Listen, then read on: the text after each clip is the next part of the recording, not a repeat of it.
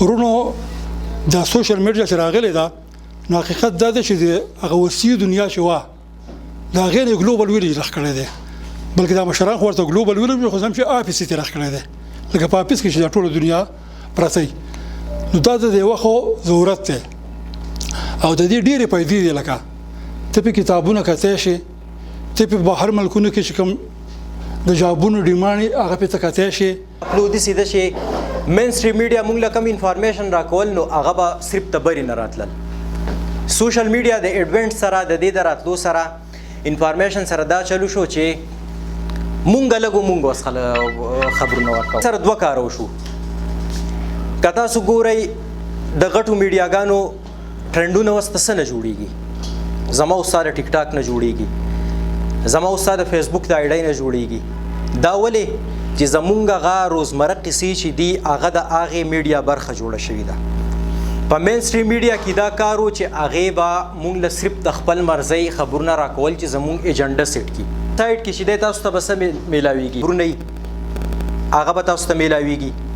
دویم د دې سره تاسو ته به کالمز میلاویږي اوپینینز خلک شیر کوي بلاګز به پې تاسو ته میلاویږي ویډیوز فوټوز به تاسو ته میلاویږي تاسو ته به په دې کې چې دی ډاکومنټري سپیچرز د ټیکنالوژي په حوالې باندې خبرونه چې دی میلاویږي دا سیکشنز په دې کې ډیوایډ دي نوم د دې الجمعیت دی خو کار د دې جرنلیزم دی نو جرنلیزم چې دی دا د چا پارټي جوړېدل نه دي د دې کار چې دی هغه د علاقې خبر راوچتول او د علاقې مسایل راوچتول او اعلی چارواکو ته هغه پریزنټ کول چې زمونږ ځای کې دا مسله ده دا د یو صحافي کار هم دی او دا د یو میډیا کار هم دی نو تر دغې حده به دوی خپل دا خدمات تاسو له درکوي هم تاسو هم کولی شئ په دې ویب سایټ کې کانټیکټ نمبر به وي په فیسبوک باندې به هم کانټیکټ وي تاسو هم دوی ته خبر لیږلی شئ دا ویب سایټ هم زموږ د ټولو دپاره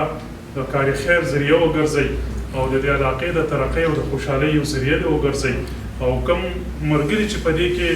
دي نو دا ډېر پراخدیرانه کسان دي انشاءالله دوی به تنګ نظري نه کوي داسې که داسې وکړي نو موږ به ورته د هغې نشاندهي وختن په وختن باندې کوو او د میډیا اهمیت تاسو ټولو بیان کړ خو زه یو معمولي مطلق خبره کومه جي چې کله پرنټ میډیا وه